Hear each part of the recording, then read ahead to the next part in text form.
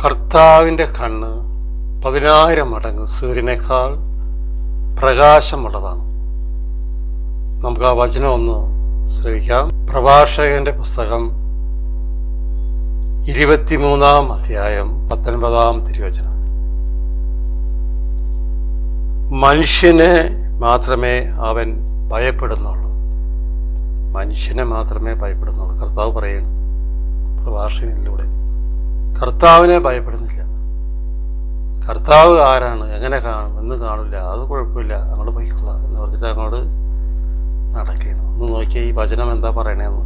മനുഷ്യൻ മാത്രമേ അവൻ ഭയപ്പെടുന്നുള്ളൂ. കർത്താവിൻ്റെ കണ്ണ് സൂര്യനേക്കാൾ 10,000 മടങ്ങ് പ്രകാശമുള്ളതാണെന്ന് അവൻ അറിയുന്നില്ല. കർത്താവിൻ്റെ കണ്ണ് 10,000 മടങ്ങ് 10,000 സൂര്യനേക്കാൾ പ്രകാശമുള്ളതാണെന്ന് അവൻ അറിയുന്നില്ല. ഞാൻ പറയുന്നു, ഒരു സൂര്യനെ ഇപ്പോൾ ഉദിക്കണുള്ളൂ അല്ലേ, ലോകം മുഴുവൻ.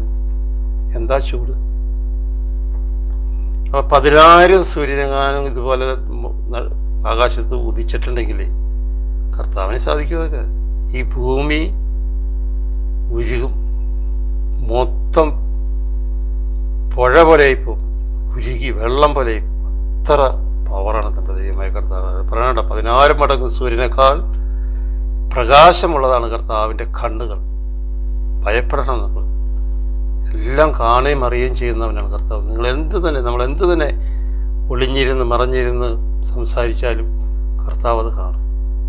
കർത്താവ് അത് കാണാതെ പോവുകയില്ല. ഹല്ലേലൂയ, യേശുവേ നന്ദി.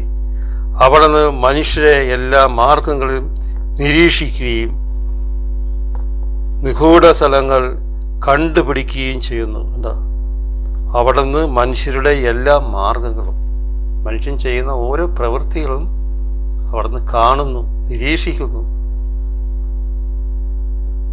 നിഗൂഢ സ്ഥലങ്ങൾ കണ്ടുപിടിക്കുകയും ചെയ്യുന്നു. ഒളിഞ്ഞിരിക്കുന്നതൊന്നും കർത്താവിൻ്റെ മുമ്പിൽ ഒളിഞ്ഞിരിക്കില്ല. അത് വെളിച്ചത്തേക്ക് വരാൻ തുടങ്ങും. നമ്മൾ എന്തുമാത്രം കർത്താവിൽ നിന്ന് മറഞ്ഞു നിന്നാലും കടുകുമണിയോളം നമ്മൾ ചെയ്യുന്ന പ്രവൃത്തി ഒളിപ്പിച്ച് വച്ചാൽ അതൊരു വലിയ ബോളായിട്ട് കർത്താവിൻ്റെ കണ്ണിലേക്ക് കടന്നു വരും. അതാണ് നമ്മുടെ ദൈവമായ കർത്താവ്. അവനെ തിരിച്ചറിയണം. കർത്താവ് കാണുമെന്ന് നമ്മൾ ഉറച്ച് വിശ്വസിക്കണം. എന്ത് തന്നെ ചെയ്താലും, എന്ത് പ്രവൃത്തി ചെയ്താലും കർത്താവ് അത് കാണും. അതിന് പ്രതിഫലം നൽകുകയും ചെയ്യും. ഒരു കാരണവശാലും കർത്താവ് ക്ഷമിക്കില്ല. ക്ഷമിക്കും. എപ്പോഴാണെന്നറിയാമോ? ദൈവമായ കർത്താവെ, തെറ്റിപ്പറ്റിപ്പോയി, എന്നെ ക്ഷമിക്കണേ എന്ന് ഏറ്റു പറഞ്ഞ് മാനസാന്തരപ്പെടുമ്പോൾ മാത്രമേ കർത്താവ് അവനെ തൊടുകയുള്ളൂ. അവനെ സ്പർശിക്കും, അവന് വഴി തുറക്കും. നമുക്ക് പ്രാർത്ഥിക്കാം. ദൈവമായ കർത്താവെ, അറിഞ്ഞോ അറിവില്ലായ്മ കൊണ്ട് നിരവധി പാവങ്ങൾ ചെയ്തു വെച്ച് മറച്ചിട്ടുണ്ട്. അതെല്ലാം നീ കണ്ടല്ലോ.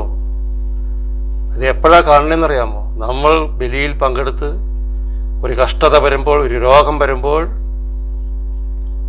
കർത്താവ് അവനെ അത് വെളിപ്പെടുത്തി കൊടുക്കും. കർത്താവ് അവനെ അത് വെളിപ്പെടുത്തി കൊടുക്കും. നീ ഇത് ചെയ്തില്ലേ, അന്ന് നിനക്ക് സമയം വൈകിപ്പോകും. അതിനു മുമ്പേ കർത്താവിലേക്ക് തിരിയണം. വചനം കേട്ട് ധ്യാനം കൂടി മനസ്സാന്തരത്തിലേക്ക് വരണം.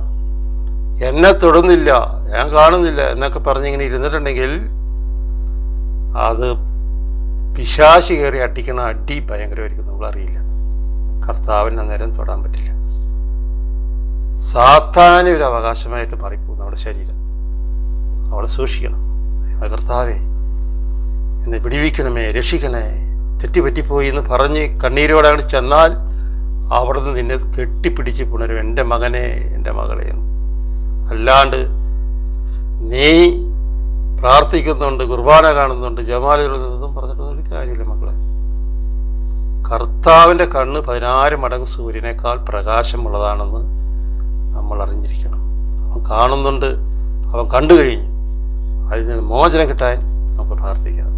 പിതാവിൻ്റെയും പുത്രൻ്റെയും പരിശുദ്ധാത്മാവിൻ്റെയും ഏകനാമത്തിൽ എല്ലാ കുടുംബത്തിലെ മക്കളെയും മാതാപിതാക്കളെയും സംരക്ഷിച്ചുകൊണ്ട് Ave Maria, praise the lord, hallelujah.